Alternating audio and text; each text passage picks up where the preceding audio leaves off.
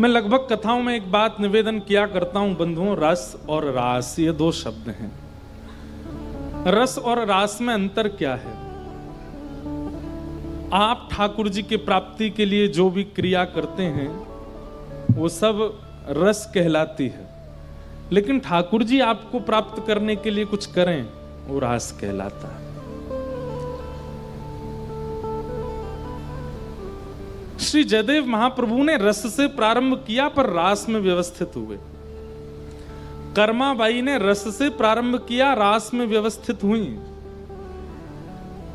हमारे जगन्नाथ महाप्रभु के बंधु महंती कल जिनका हम स्मरण कर रहे थे, उन्होंने रस से प्रारंभ किया और फिर उनके साथ रास हुआ।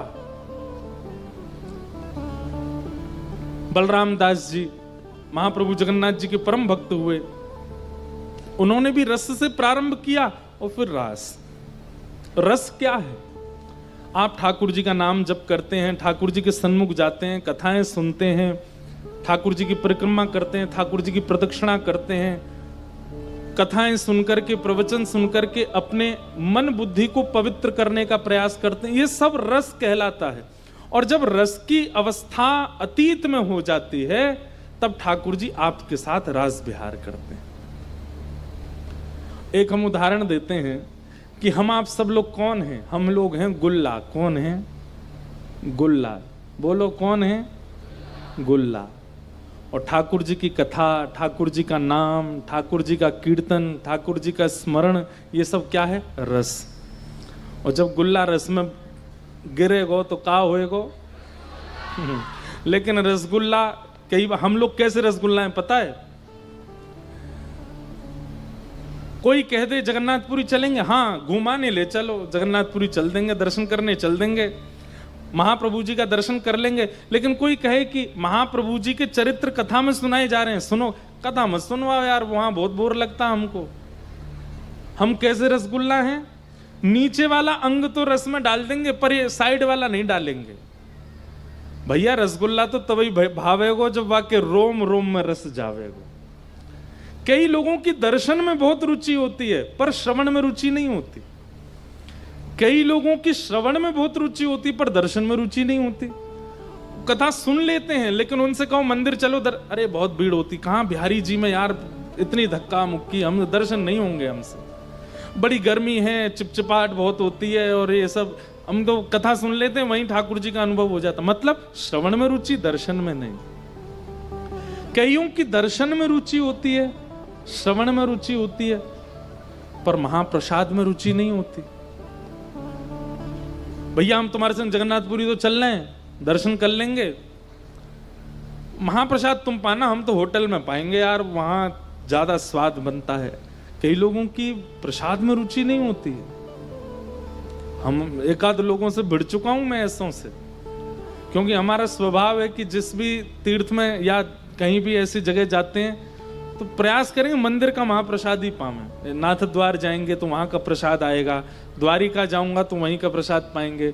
जगन्नाथपुरी में कथा होती है, हम रसोई बनती नहीं, ठाकुर जी के लिए बनती है, गिरधर लाल जी के लिए, हम तो महाप्रसाद ही पाते हैं।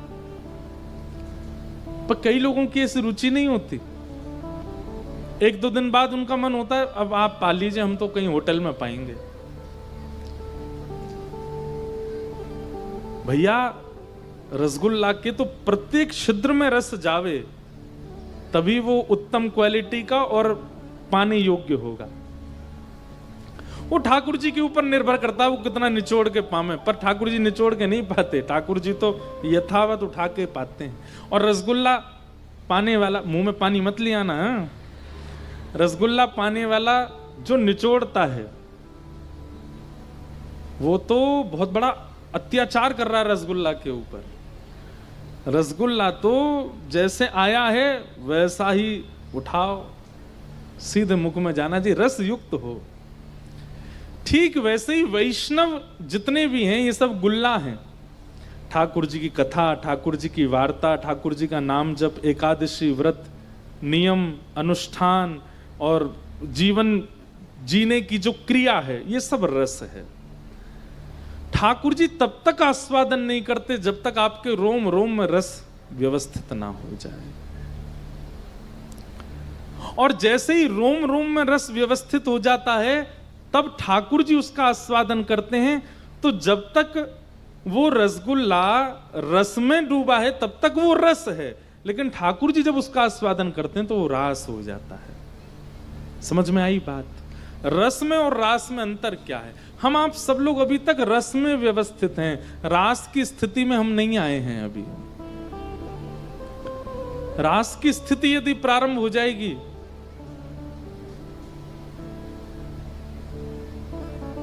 तो फिर जिन जिन भक्तों के चरित्र हम लोग सुनते हैं वैसी स्थिति, वैसा स्वभाव, वैसे विचार हमारे होने लगेंगे।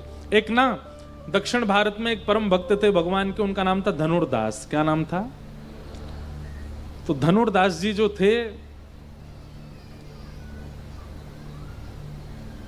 इनकी पत्नी बहुत सुंदर थी।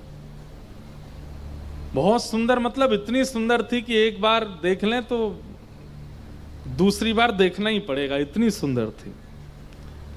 अब धनुर्दास जी का उनके साथ ब्याह हो गया। धनुर्दास जी स्वयं पहलवान थे। पत्नी से इतना इनको प्रेम हो गया, उसकी रूप में इतने आसक्त हो गए कि पत्नी जब घर से बाहर निकलती तो छतरी लेके चलते थे। छतरी लेकर के चलते थे, यहां तक तो ठीक है, पर ये छतरी कैसे लेके चलते थे? छतरी लेकर के उल्टे चलते थे, उसको देखते हुए। पीछे पीछे नहीं चलते हैं, आगे आगे चलते हैं, और वो भी उल्टे चलते, पीछे पैर चलाते हैं, उसको देखते हुए चलते। इतनी सुंदर है। तो एक बार रंगनाथ भगवान की सवारी जा रही थी और पालकी में लेकर के सब वैष्णव जन जा रहे थे। हमारे आचार्य चरण श्री रामानुजाचार्य जी भी उस पालकी यात्रा में जा रहे थे। अब देखो कितनी सुंदर बात है, आचार्यों की दृष्टि से कितना बड़ा प्रभाव होता है। तो जैसे ही पालकी निकल रही थी, तो भाई जब कहीं ठाकुर जी की पालकी आदि निकलती सबका ध्यान उस पर होता है, पर पालकी पर ध्यान ना जाके सबका ध्यान धनुर्दास पे था। सब कह रहे थे भाई देखना ये कैसा प्रेमी अपनी पत्नी का उल्टा चल रहा है, छाता लेके, पीछे गड्ढा आ जाए, कोई आदमी आ जाए, इसको कोई चिंता नहीं, उसके मुख को देख रहा है। सब लोग तो उपहास कर रहे थे उसका। लेकिन रामानुजाचार्य जी महाराज ने देखा, बोले भाई दर्शन की निष्ठा तो है इसमें, लेकिन जीव के प्रति है। अगर ऐसी निष्ठा परमात्मा के प्रति हो जाए तो ठाकुर जी मिल जाएंगे इसको। आचार्य ने क्या विचार किया? आचार्य ने, संसार के लोग तो बात बनाने से नहीं हटते पीछे, जोरू का गुलाम जा रहा, देख अरे देख ऐसी आसक्ति इसकी, ये वो फलाना जो भी। लेकिन आचार्य क्या सोच रहे हैं? इसमें दर्शन की लालसा तो है, पर जीव की जगह यदि परमात्मा के प्रति हो जाए तो इसको ठाकुर जी मिल जाएंगे। और जब पालकी यात्रा पूरी हो गई तो सब लोग पालकी की चर्चा नहीं कर रहे हैं, पालकी उतारने वाले भी देखा था ना, वो धनुर्दास आया था बीच में, पत्नी के पीछे कैसे छतरी लेके चल रहा था। रामानुजाचार्य जी बोले कुछ तो करना। अपने शिष्यों को बोला सुनो, वो धनुर्दास है ना हमारे गांव में। बोले अरे हाँ महाराज जी, वही उसी की बात कर रहे थे, छतरी लेके चल रहा था। रामानुजाचार्य जी बोले इतनी बड़ी पालकी यात्रा निकली, इसकी चर्चा नहीं हुई तुमसे? हैं, उसकी छतरी की चर्चा हो रही है। उसको बोलो स्वामी जी तुमसे मिलना चाहते हैं, उसको बुला के लाओ हमारे पास।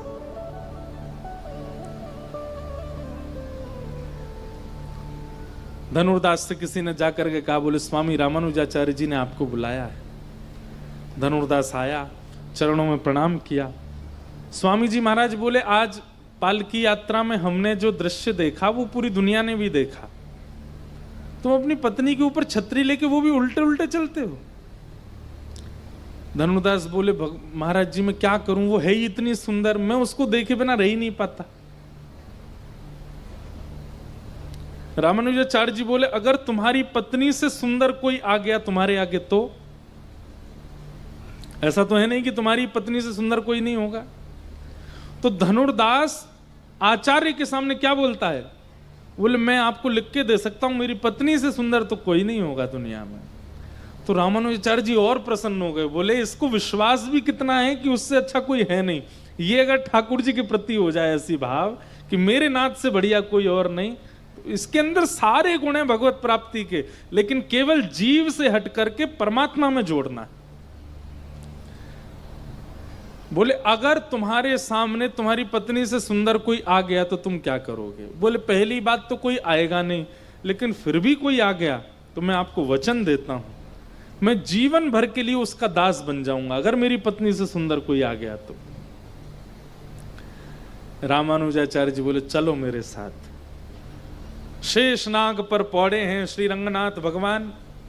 कभी साउथ में जाइए, तिरुचिरापल्ली में, क्या अद्भुत दर्शन है ठाकुर जी का। शेष राम जी के कुल देवता हैं, साक्षात शेषनाग पर पौड़े हैं। जैसे ही स्वर्ण द्वार खुले, श्रीरंगम मंदिर का नाम है, और द्वार खुलते ही रामानुजाचार्य जी ने वंदन किया। बोलो भगवान, ये आपके सामने जो अर्चक खड़ा है धनुर्दास, मेरी आपसे प्रार्थना है एक बार इसको अपने वास्तविक रूप का दर्शन करा दो, बस एक बार। इतने में ही शांताकारं भुजगशयनं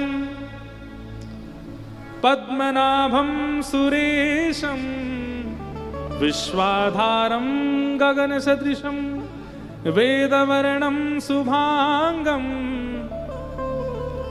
जैसे ही ठाकुर जी प्रकट हुए, शंख चक्र गदा पद्म धारण करके धनुर्दास के सामने जैसे ही ठाकुर जी खड़े हुए, रूप माधुरी को देख करके धनुर्दास तो पत्नी वत्नी सब भूल गया अपनी। हाँ, क्या नेत्र कटाक्ष कमल जैसे, क्या नासिका, क्या सुंदर कपोल, क्या हस्त कमल। रामानुजाचार्य जी बोले कहो धनुर्दास, है तुम्हारी पत्नी से सुंदर? नेत्र सजल हो गए, नेत्रों से अश्रु प्रपात होने लगा, धनुर्दास के चरणों में गिर गया।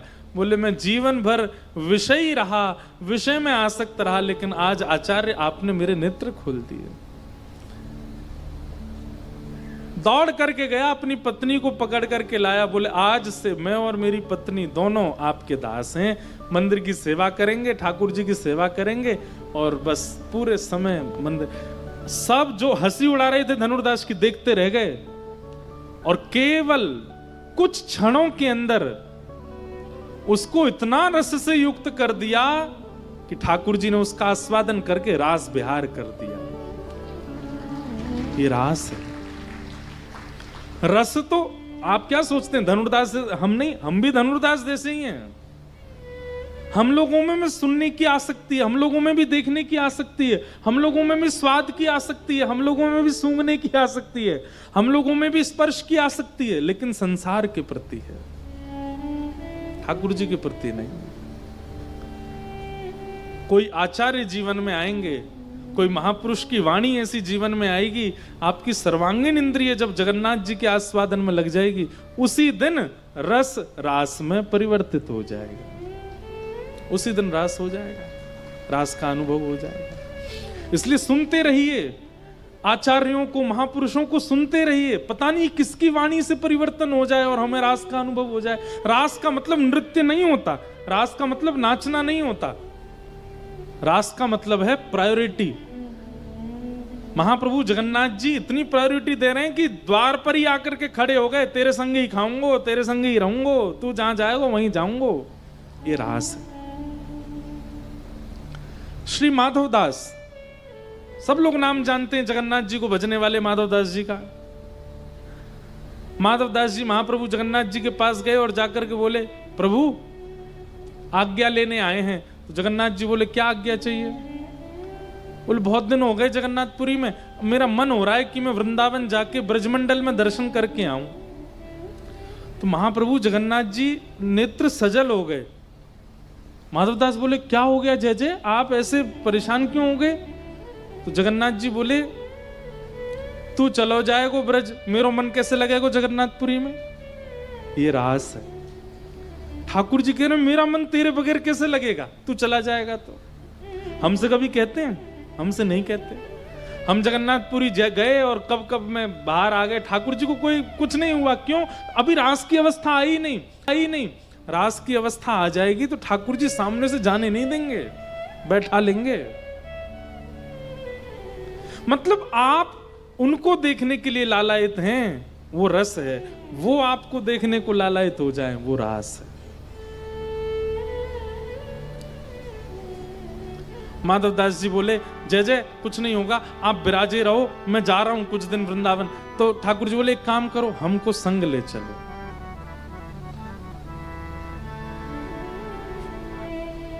माधव दास जी बोले श्री मंदिर से गुंडीचा जाने के लिए 6 महीना से रथ बनाना पड़ता है, नेक दूर जाने के लिए 6 महीने नंदी घोष रथ का निर्माण करना पड़ता है। उसमें भी आप असंख्य पुजारियों के द्वारा उठाए जाते हो, तब तो नीचे खिसक के आते हो, उसके बाद रथ में बैठते हो और फिर 3 दिना में तो आप गुंडीचा पहुंचते हो। आपको वृंदावन ले जाना का मतलब क्या है?